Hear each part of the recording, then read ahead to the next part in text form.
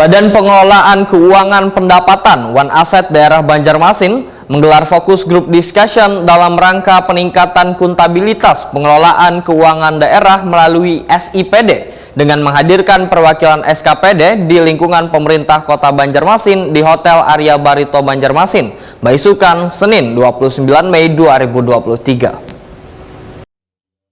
Badan Pengelolaan Keuangan Pendapatan One Asset Daerah Banjarmasin menggelar fokus group discussion dalam rangka peningkatan akuntabilitas pengelolaan keuangan daerah melalui SIPD dengan menghadirkan perwakilan SKPD di lingkungan pemerintah Kota Banjarmasin di Hotel Arya Barito Banjarmasin, Baisukan, Senin 29 Mei 2023. Sekretaris BPK PAD Banjarmasin, Hendro Wahetakoni Prima TV, memadahkan dilaksanakannya fokus group discussion sebagai upaya agar SKPD lebih jeli terhadap pengelolaan keuangan dalam penyerapan anggaran pendapatan belanja daerah tahun 2023.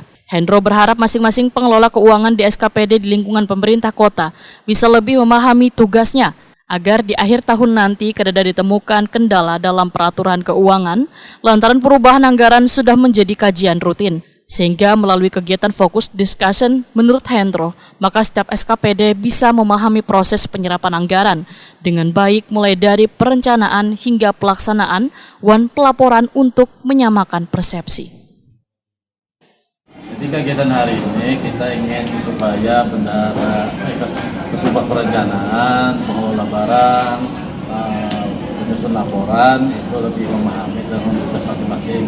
Jadi tidak ada nanti di akhir tahun bisa akan menemukan kendala dalam pelaporan keuangan, tentunya penata usaha.